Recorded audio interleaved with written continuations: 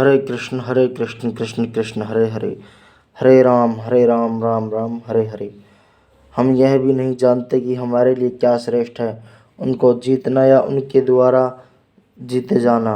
यदि हम धृतराष्ट्र के पुत्रों का वध कर देते तो हमें जीवित रहने की आवश्यकता नहीं है, फिर भी वे युद्ध भूमि में हमारे समक्ष खड़े हैं। अर्जुन की समझ में यह नहीं आ रहा था कि वह क्या करे, युद्ध करे और अनावश्यक रक्तपात का कारण बने। यद्यपि क्षत्रिय होने के नाते युद्ध करना उसका धर्म है या फिर वह युद्ध से विमुख होकर भीख मांग कर जीवन यापन करे। यदि वह अक्षत्रु है या फिर वह युद्ध से विमुख होकर यदि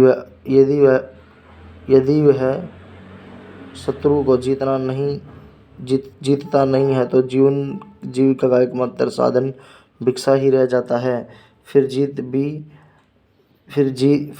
भी तो निश्चित नहीं है, क्योंकि कोई भी पक्ष विजयी हो सकता है। यदि उसकी विजय हो भी जाए क्योंकि उसका पक्ष न्याय पर है, तो भी धृतराष्ट्र के पुत्र मरते हैं तो उसके बिना रह पाना यदि धृतराष्ट्र के पुत्र मरते हैं तो उनके बिना रह पाना अत्यंत कठिन हो जाएगा। उस दशा में यह उसकी दूसरे प्रकार की हार होगी।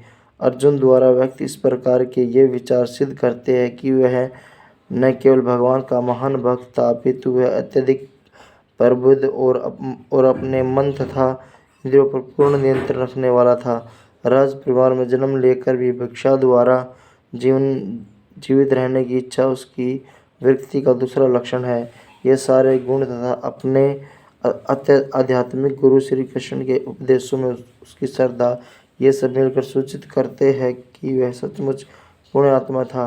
इस तरह यह निष्कर्ष निकला कि अर्जुन मुक्ति के सर्वथा योग्य था। जब तक इंद्रिय संयमित न हो, ज्ञान के पद तक उठ पाना कठिन है और बिना ज्ञान तथा भक्ति के मुक्ति नहीं होती। अर्जुन अपने भौतिक गुणों के अतिरिक्त इन समस्त दैवी गुणों में भी दक्ष था। हरे कृष्ण कृष्ण कृष्ण हरे हरे, हरे राम राम राम हरे हरे।